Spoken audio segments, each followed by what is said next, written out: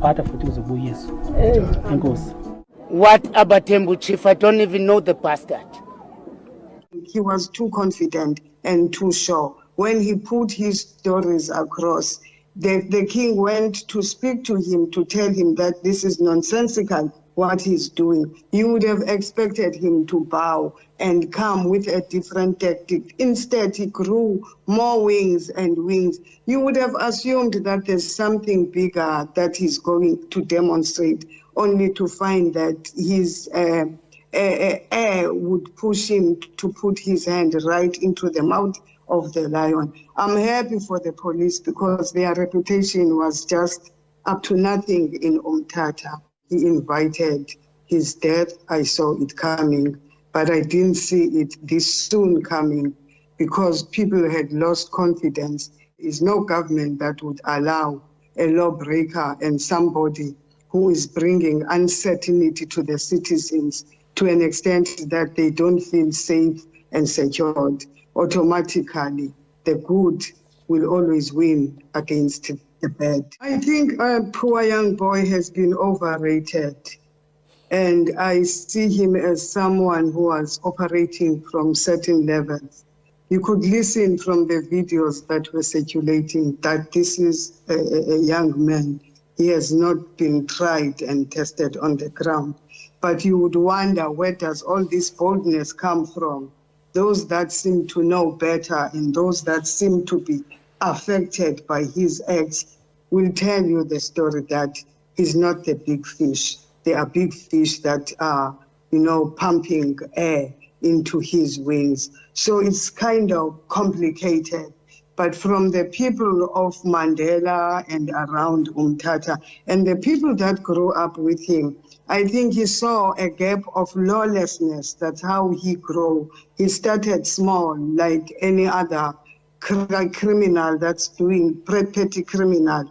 Probably his boldness was used the other way around. These are not my words. It's from what the people were saying. Mind you, there are those that are crying for his death. There are those who believe he was a true leader. But on the ground, there are those that are celebrating. It amazes me that in media he's referred to as a chief. The government and the king that is supposed to give blessings to him, to anoint his name, they are not part of that. So he's just an ordinary boy who was exercising his powers. I'll tell you something, he was too confident and too sure. Yeah, Sanmonan, hello guys, welcome back to my channel. Now, people are still celebrating the king. Abatembu King Wiyelekaya Dalinyebo has released a statement, and this is what he said. The Royal House of Abatembu wishes to clarify that Mr. Mareke was never a traditional leader and or a chief of the Mthatha West area. All other criminal elements have been dealt with and will continue to be dealt with by law enforcement agencies. We call upon all other individuals parading as chiefs or traditional leaders in the area, enabling their criminal enterprises and extortionists to immediately desist from such criminal behavior. The Abatembu King will continue to provide direct oversight leadership in the Mthatha West area. Now, the king has been standing on business since day one. Like, he has been standing on business. I don't even know the bastard. What Abatembu chief? I don't even know the bastard. Yeah, and now when I saw that, this video of him reminded me of that one from KZN. Listen, man, no amount of guns can protect you from death. And if you're one of those people that terrorizes the community, you're gonna die a very painful death. A very short life you're gonna live. Rest in peace, Mareke. Kodwa imali yami yona endade ndayiboleka ndixolele ndingenaso ngisho isishebo nombane. Ngekwaphuma ntoni kula mali ndayikhupha. Kuba ndoyika ukuya underground ndingalindelanga. So a lot of people have came forward, but even though he denied it while he was still alive, they've came forward and said, listen man, this guy was a gangster. Like, he was a terrorist, he was a criminal, he used to threaten us. It's either you pay or they send you 6 feet under.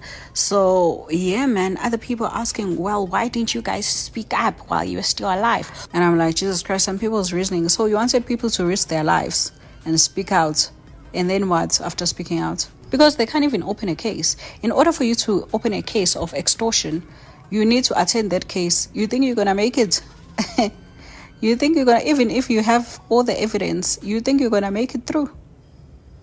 They're gonna send you to your ancestors. So, I mean, some people are even afraid to comment now. He's 6 feet under, like, okay, not yet. He's still like somewhere a mortuary, but he's no longer with us. But people are so afraid to even comment because they do not know who was funding him, who gave him so much air, who was pumping that air into his wings.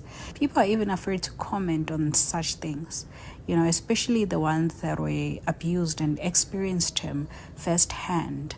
So people are even afraid to comment when he's dead. And when you ask, why were people quiet? Honestly, seriously?